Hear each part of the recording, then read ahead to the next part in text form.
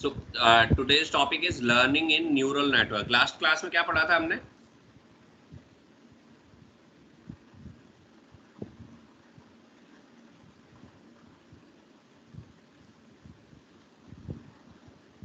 कल वाली क्लास में क्या पढ़ा था?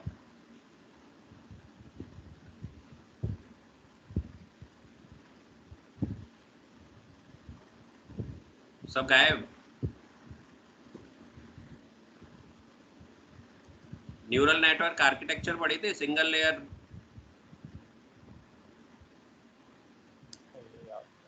ऐसे मत किया करो भाई, जो है ना कल वाला गायब हो गया, मुझे जो है ना feed forward feed back. Yes sir, layers पढ़े थे। हाँ, सिंगल लेयर और multi layer, feed forward, feed backward, hidden layer, Jordan network and fully recurrent network. तो ये अगर ऐसा होगा ना तो फिर मुझे क्या करना पड़ेगा कि पर लेक्चर के बाद एक क्विज देनी पड़ेगी फिर आपको कि उसको रिवाइज करने के लिए। तो आज का जो टॉपिक है, और एक और चीज आपको बता दूं कि 2-3 लेक्चर लगेंगे, उसके बाद आपकी यूनिट 1 खत्म हो जाएगी। ठीक है, यूनिट 1 के बाद फिर हम जो है ना आपकी एक असाइनमेंट टाइप से क्विज होगी, वो जो हम इसके थ्रू लेंगे, अभिज्ञान के थ्रू लेंगे। तो आप be ready for that content. ये जो पीपीटी है, ये पीपीटी मैं आपको जो है ना एक आध दिन में उसी पे अभिज्ञान पर अवेलेबल करा दूंगा, PPT and recording. So today's topic is learning in neural network. Learning से क्या मतलब समझते हो आप?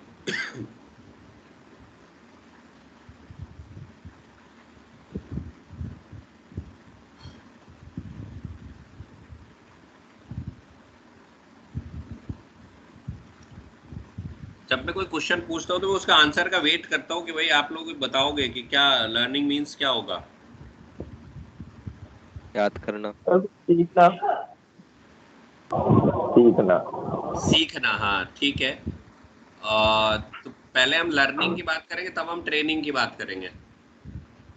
लर्निंग मीन्स आपने अभी तक हमने पढ़ा न्यूरॉन, देन न्यूरॉन की वर्किंग, फिर हमने पढ़ा है उसके बाद आर्टिफिशियल न्यूरॉन, फिर आर्टिफिशियल न्यूरॉन्स का कनेक्शन मीन्स न्यूरॉन्स कनेक्टेड किस तरीके से होते हैं। अब जो चीज़ है वो ये है कि आपने एक आर्टिफिशियल न्यूरल नेटवर्क बना लिया, whether that may be forward, feed forward network और फीड बैकवर्ड नेटवर्क, और that may be single layer और मल्टी लेयर। अब वो जो न्यूरल नेटवर्क है वो सीखेगा किस तरीके से, मीन्स उसमें लर्निंग किस तरीके से होगी, वो टॉपिक का आज का है। क्योंकि हम स्लोली आगे बढ़ेंगे ना, पहले न्यूरॉन, देन आर्टिफिशियल न्यूरॉन। तो न्यूरॉन से हमने उसकी वर्किंग समझ के आर्टिफिशियल न्यूरॉन बना लिया, देन आर्टिफिशियल न्यूरॉन्स को कनेक्ट करके आर्टिफिशियल न्यूरल नेटवर्क बना लिया। अब वो न्यूरल नेटवर्क लर्न किस तरीके से करेगा। तो learning of neural network, learning means ये learning of neural network in a neural network is that to apply required ordinated steps for tuning the synaptic weights and threshold of its neuron।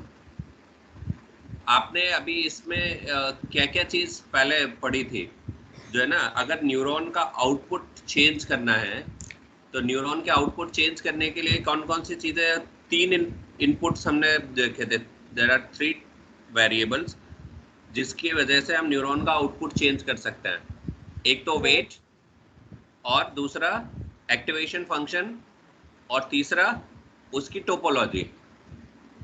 तो topology एक बार जब decide हो गई, then you can't change that topology. फिर उसके बाद उसका output change करने के लिए you can change only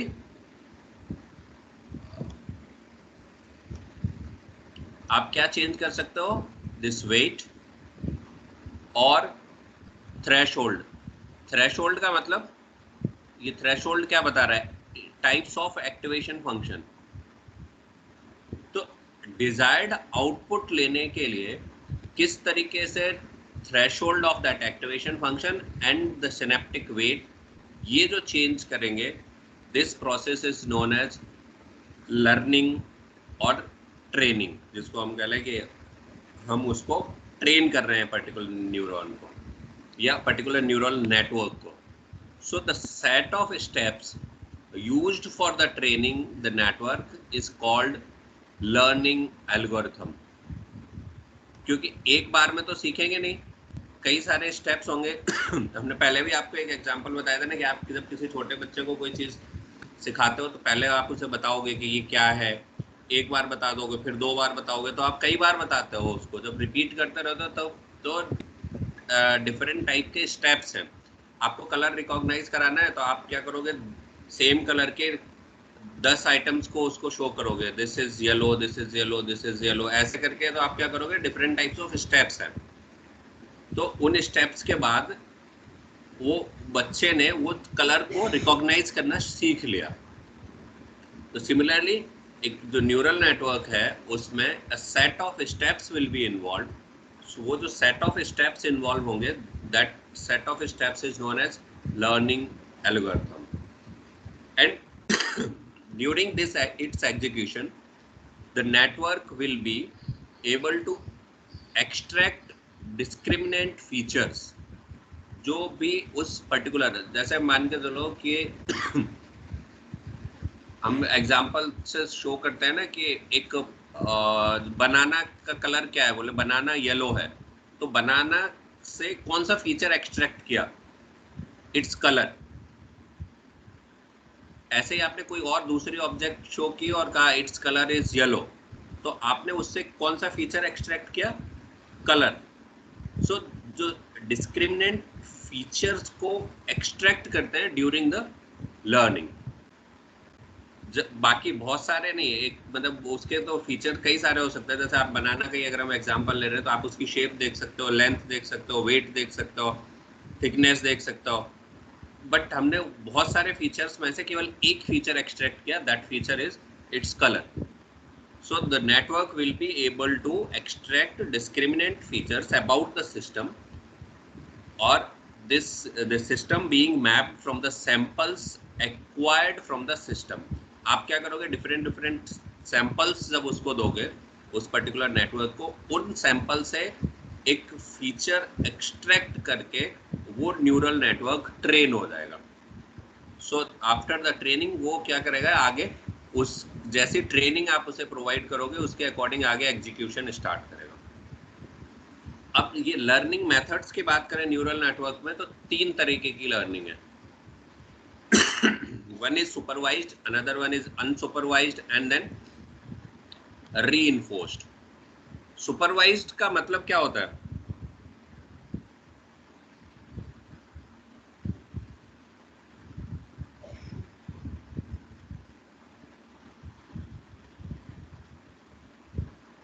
delay होता है बेटा इस तरीके से, अगर आप इमीडिएट रिप्लाई नहीं मिलता तो।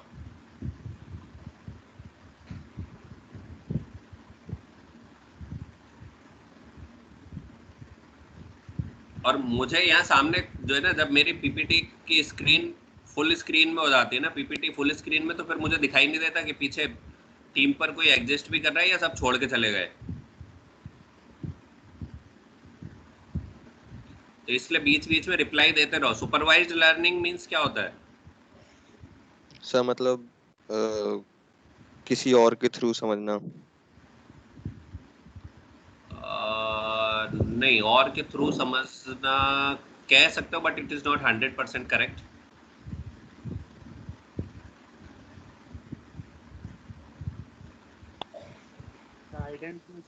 इसको मैं एक एग्जांपल से रिलेट करता हूं। ऑब्जर्व करना, क्या ऑब्जर्व करना, ऑब्जर्व करके तरीके से, मतलब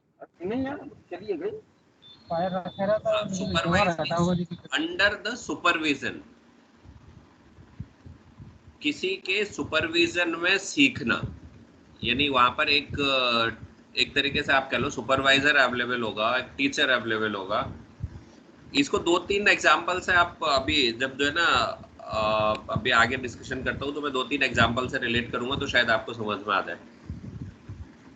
एंड और अगर इन्हें फर्दर जो है ना कैटेगराइज करें तो जो है ना ये इनको 4 पार्ट में है, based on rules, Hebbian, gradient descent, competitive and stochastic learning.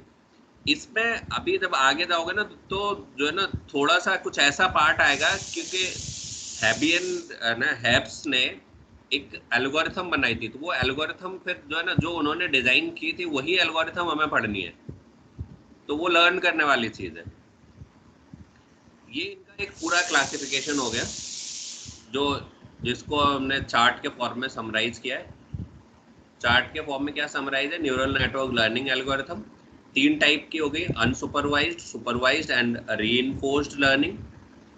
इसमें ये जो पॉइंट ध्यान देने वाली बात है कि रीइंफोर्स्ड बेस्ड में लिखा हुआ है आउटपुट बेस्ड, और सुपरवाइज्ड लर्निंग में लिखा हुआ है एरर बेस्ड। ये 2 पॉइंट ध्यान रखने की बात है, इससे आपको इसकी पूरी जो है ना इनके जो बैकग्राउंड का जो कॉन्सेप्ट है वो समझ में आ जाएगा। Supervised learning error based and reinforced is output based. And supervised में अगेन फिर stochastic and error correction gradient, and error correction is again divided into 2 parts, least mean square and back propagation। तो जो अभी आपके syllabus में ये जो back propagation है ना, ये पूरी सेकंड यूनिट इस एल्गोरिथम से रिलेटेड है, बैक प्रोपगेशन एल्गोरिथम से। तो जब ये यूनिट खत्म हो जाएगी तो हम सेकंड यूनिट में इसी से इसको शॉर्ट में BPA बोलते हैं, बैक प्रोपगेशन एल्गोरिथम, उससे रिलेटेड है, तो वो सेकंड यूनिट में पढ़ेंगे। सुपरवाइज्ड लर्निंग, सुपरवाइज्ड में क्या होगा कि अ टीचर इज प्रेजेंट। इसका ये ब्लॉक डायग्राम देखिए सुपरवाइज्ड लर्निंग का। ये इनपुट है, ये न्यूरल नेटवर्क है, देन इसका आउटपुट, आउटपुट के बाद यहाँ पर है डिजायर्ड आउटपुट, ये डिजायर्ड आउटपुट, और ये है एक्चुअल आउटपुट। अब actual output and desired output ये दोनों कंपेयर किए, ये डिजायर्ड आउटपुट है ये एक्चुअल है। When these two are compared, तो अगर इनमें डिफरेंस होगा मींस एरर सिग्नल जनरेट होगा, that is d minus y। ये जो एरर सिग्नल है, this signal is again fed back to the neural network. यानी अगर ये दोनों एग्जैक्ट होंगे, एक्चुअल एंड डिजायर्ड आउटपुट, तो एरर क्या हो जाएगी?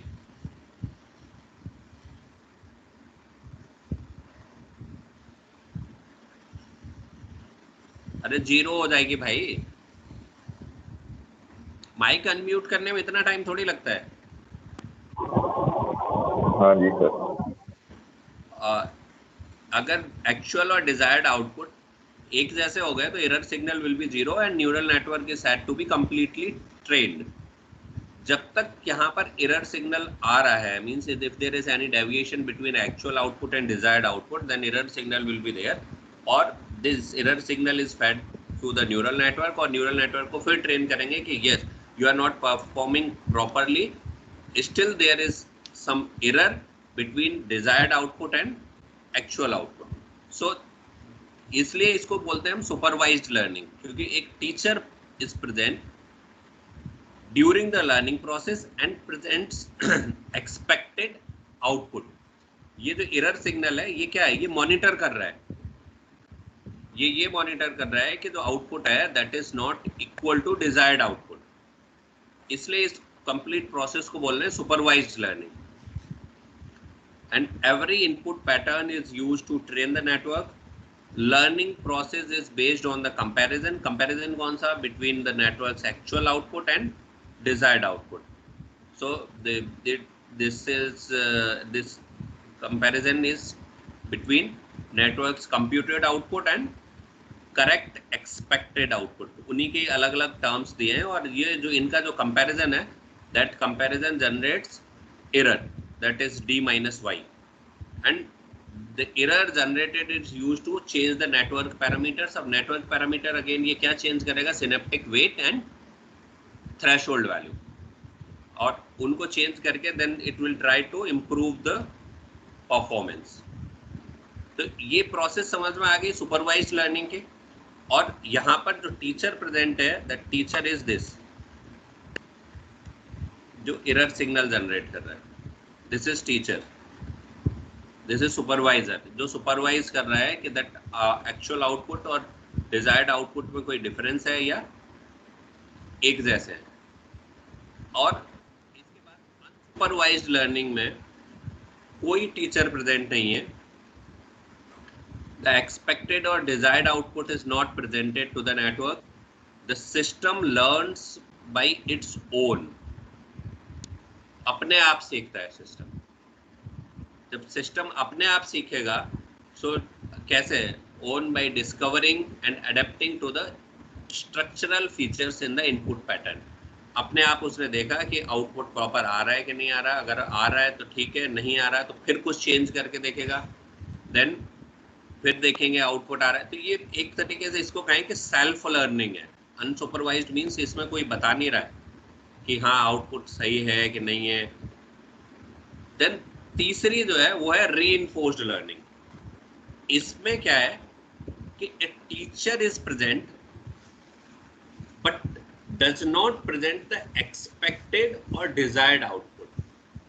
यहाँ पर आप देखोगे इसके डिफरेंस में, ये एक्चुअल आउटपुट है और यहाँ पर है ये रीइंफोर्स्ड सिग्नल। उसमें क्या था, जो सुपरवाइज्ड लर्निंग में क्या था, रीइंफोर्स्ड की जगह डिजायर्ड आउटपुट था।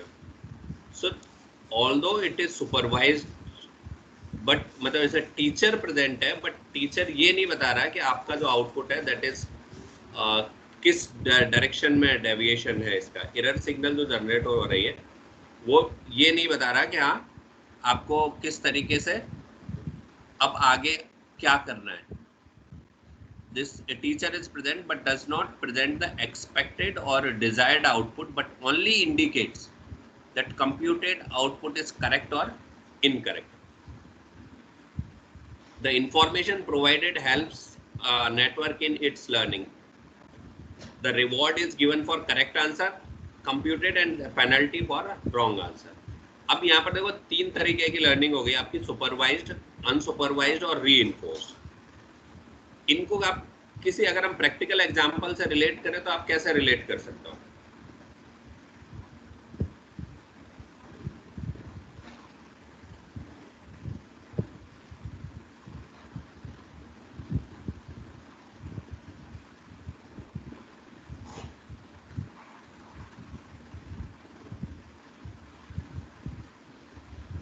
कोई बता सकता है? सर एग्जांपल बताने इसका? हाँ, अगर हम मैं जो है ना, इससे आपको ये क्लियर हो जाएगा ना कि आप ये लर्निंग जो है ना, supervised, unsupervised and reinforced learning को, इनका जो है ना जो कॉन्सेप्ट है वो समझ में आ गया आपको। मशीन वगैरह नहीं, चलो मैं ही बताता हूँ थोड़ा। आप जो है ना मैथमेटिक्स के क्वेश्चन सॉल्व करने बैठे हैं, ठीक है? एक है कि आप अकेले बैठे हैं, आप खुद सॉल्व कर रहे हैं, सॉल्व करते गए, आपको आंसर मिल गया, ठीक है, नहीं मिला, फिर आपने दोबारा से देखा, उसको करेक्शन किया कि कहाँ गलती की थी, फिर करेक्शन किया फिर सॉल्व किया, फिर आंसर चेक किया, हो गया सही तो ठीक है, नहीं है तो फिर आपने दोबारा से अपने सॉल्यूशन को देखा कि कहाँ पे प्रॉब्लम थी, फिर सॉल्व करने लगे। इस टाइप की लर्निंग कैसी होगी?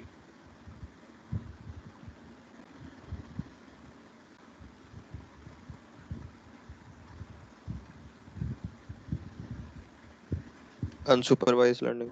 अनसुपरवाइज्ड, जिसमें कोई टीचर प्रेजेंट नहीं है, आप सेल्फ लर्न कर रहे हो खुद ही जो है ना। इसमें अगर हम देखें यहाँ पे, द एक्सपेक्टेड इज और desired output is not presented, system learns of its own by discovering and adapting to the structural features. वो सिस्टम अपने आप सीख रहा है, ठीक है। दूसरा आपके पास टीचर बैठा है, कई बहुत सारे लोगों के जो है ना पेरेंट्स जब पढ़ाते हैं तो दो तरीके से, एक पेरेंट ऐसे होते हैं कि आपके सिर पे बिल्कुल बैठ जाएंगे और पढ़ाने के लिए, अगर आप मैथ सॉल्व कर रहे हो तो आपकी कॉपी में नजर बनाए रखेंगे, ठीक है। Yes, और sir. कॉपी में नजर ऐसे रहेगी कि आपने बीच में कहीं एक भी स्टेप गलत किया कि आपके तुरंत ही इनपुट सिर पे मिल गया।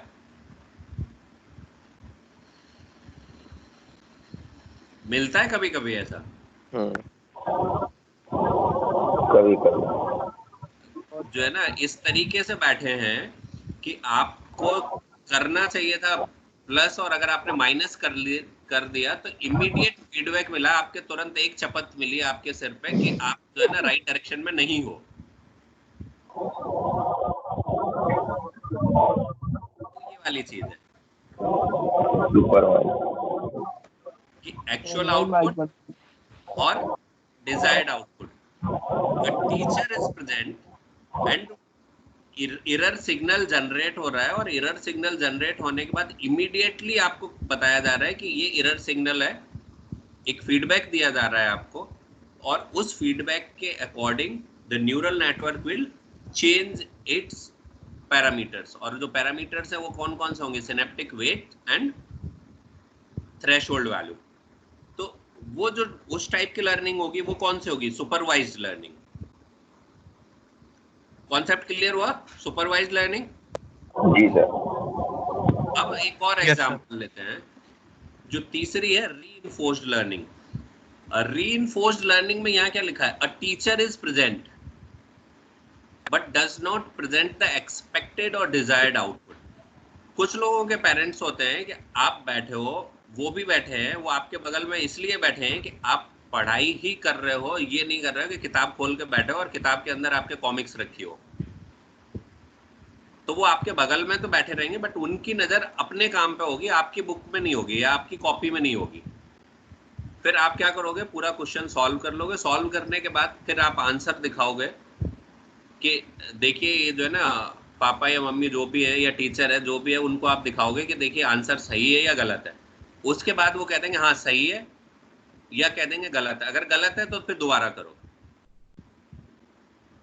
तो जो इस टाइप की लर्निंग होगी वो क्या होगी? Reinforced. वो रीइंफोर्स्ड लर्निंग है। A teacher is present but does not present the expected और डिजायर्ड आउटपुट। केवल ये बताएगा कि आंसर सही है या गलत है। अगर सही है तो reward is given for correct answer, और अगर गलत है तो a penalty for wrong answer. सही है तो ठीक है, और नहीं तो 2 चपत। ये रीइंफोर्स्ड लर्निंग है। तो आई थिंक जो है ना एग्जांपल से आपको क्लियर हो गया होगा कि सुपरवाइज्ड, अनसुपरवाइज्ड और रीइंफोर्स्ड लर्निंग के जो है ना बैक में कॉन्सेप्ट क्या है। डिफरेंस याद रखना है रीइंफोर्स्ड और सुपरवाइज्ड में।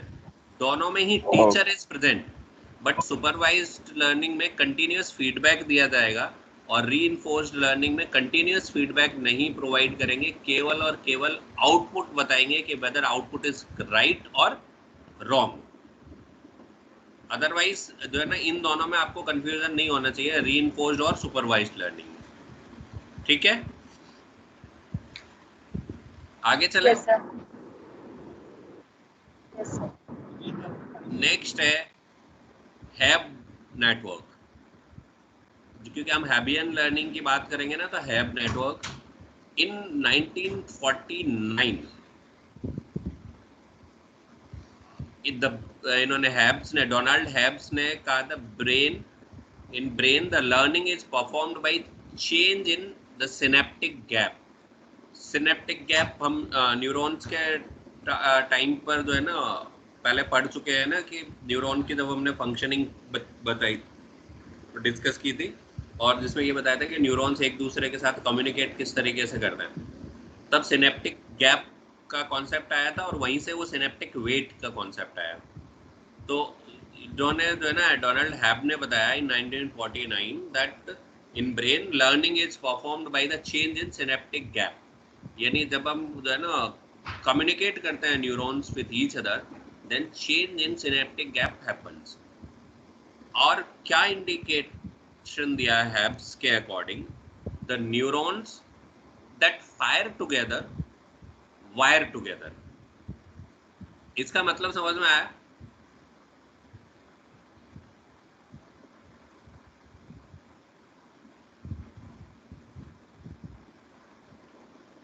अगर हम जो है ना इजी लैंग्वेज में समझें इसको, तो जिनकी कैरेक्टरिस्टिक एक जैसी होंगी वो एक जगह इकट्ठे होने लगते हैं।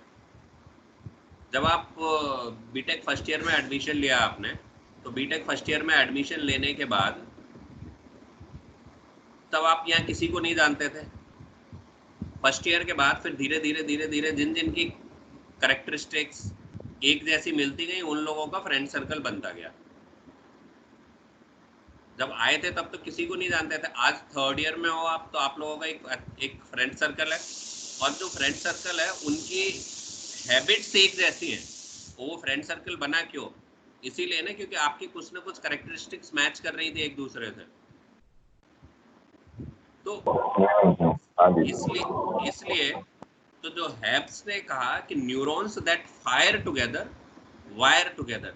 फायर मतलब जो है ना, जब उसमें जो सिग्नल्स हैं एक्टिवेशन फंक्शन के जो थ्रेशोल्ड लेवल है उससे ऊपर चले जाएंगे। जो हम पॉजिटिव या नेगेटिव की बात करते थे, मोर पॉजिटिव या मोर नेगेटिव, तो जब वो पॉजिटिव से जो है ना थ्रेशोल्ड लेवल को क्रॉस कर जाएंगे means that neuron will be fired.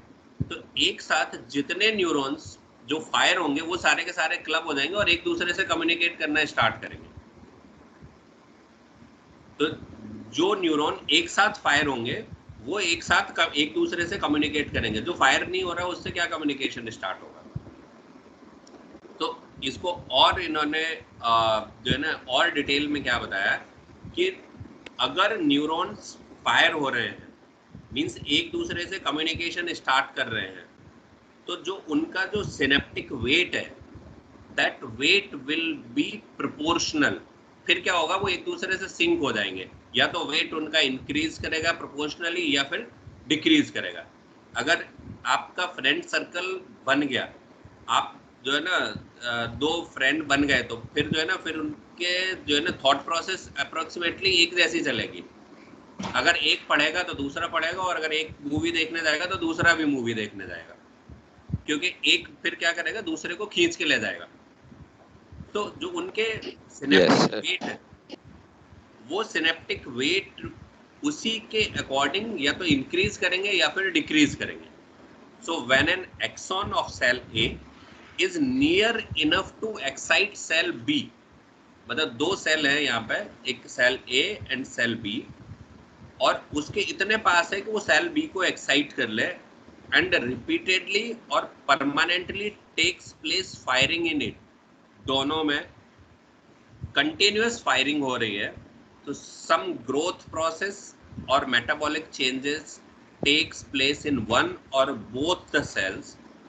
अगर दोनों में कंटिन्यूअस फायरिंग हो रही है तो क्या होगा? धीरे धीरे एक दूसरे के साथ कनेक्शन स्टेब्लिश करेंगे और एक दूसरे के साथ कम्युनिकेट करना स्टार्ट कर देंगे। और जो जब ये कनेक्शन स्टेब्लिश होने के बाद जो कम्युनिकेशन स्टार्ट होगा, so accordingly weight vector is found to increase proportionately to product of input and the learning signal। ये हैब ने रूल दिया था। अगर हम इसको जो है ना इन जनरल जो बताया वो ये था कि neurons that fire together wire together, और इसके अकॉर्डिंग हैब्स लर्निंग के according to interconnected neurons are on simultaneously, क्योंकि वो एक साथ फायर होंगे, that fire together wire together. और इनका the weight update in Hebb rule is given by this equation. ये WI new is equal to WI old plus XI और XI multiplied by Y। तो ये मैथमेटिकल इक्वेशन है जो हैब ने प्रपोज किया था, तो इसको याद रखना है आपको। देन हैवियन लर्निंग जो इन्होंने प्रपोज की, in this rule the input output pattern pair XI is the input, YI is the output, these are associated by the weight matrix, और जो वेट मैट्रिक्स है that is known as correlation matrix, and that can be calculated by this equation. W is equal to summation of I is equal to 1 to n XI YI transpose. तो ये भी जो है ना mathematical equation जो हैब ने propose किया था हैबियन लर्निंग प्रिंसिपल में। देन इसका फ्लो चार्ट, ये फ्लो चार्ट आपको जो है ना एक्चुअली बुक में नहीं है, जो बुक आपके सिलेबस में प्रिस्क्राइब्ड है उस बुक में नहीं है। ये फ्लो चार्ट मैंने एक स्लाइड शेयर पर एक PPT थी वहाँ से लिया है, वो रेफरेंस में मेंशन है। इनके जो स्टेप्स हैं कि पहले क्या होगा, जब आप डिफरेंट न्यूरॉन्स को ट्रेन करना है तो इनिशियली हर न्यूरॉन का जो वेट है that will be initialise to 0, या जो है ना उसके वेट को इनिशियलाइज कर लिया आपने अलग अलग तरीके से। अगर 0 नहीं करते तो किसी और वेट से आपने इनिशियलाइज कर लिया। Then step 2 to 4 have to be performed for each input training vector. 2 to 4 कौन से हैं? Input activations are set. The activation function for input layer is identity function. आपने पहले क्या किया, एक्टिवेशन फंक्शन को आइडेंटिटी मीन्स अगर 1 या तो 0 या 1 के फॉर्मेट में कन्वर्ट कर लिया। देन फिर आउटपुट जो है ना उसका एक्टिवेशन फंक्शन सेट कर लिया। Then weight adjustment and bias adjustment are performed by this equation WI new जो हमने पहले डिस्कस कर लिया। देन बायस के लिए, बायसिंग एडजस्टमेंट के लिए B new is equal to B old plus Y। Then इसके बाद द वेट अपडेट होगा तो weight update formula this will be equal to W new is equal to W old plus X into Y, and then change in weight is this is delta W is equal to XY। तो ये इसके steps के format में है और ये इसके flow chart के फॉर्मेट में। तो आपको इनमें से जो चीज़ आसान लगे, क्योंकि ये हैब ने प्रपोज की थी तो हमें उसे एज इट इज़ ही रिप्रोड्यूस करना है और उसको एज इट इज़ ही अगर एग्जाम में आता है ना तो फिर उसी तरीके से लिखना है, इसमें कोई चेंजेस नहीं होंगे। तो इस चीज़ का आपको ध्यान रखना है कि ये क्योंकि जब किसी ने अगर कोई एल्गोरिथम प्रपोज कर रखी है प्रीवियसली तो आप उसमें मॉडिफिकेशन नहीं कर सकते। अगर मॉडिफिकेशन आप करते हो तो फिर वो आपकी एल्गोरिथम हो गई कि आपने उसको मॉडिफाई किया। Then next is gradient descent learning. इसमें ग्रेडियंट की बात कर रहे हैं तो ग्रेडियंट मीन्स आपको यहाँ पे डिफरेंशिएशन कैलकुलेट करना पड़ेगा। So this is based on the minimization of errors. इस एरर को मिनिमाइज करना है and this error is defined in terms of weight and activation function. So अगर एक्टिवेशन फंक्शन के टर्म्स में निकालना है so that activation function is required to be differentiable.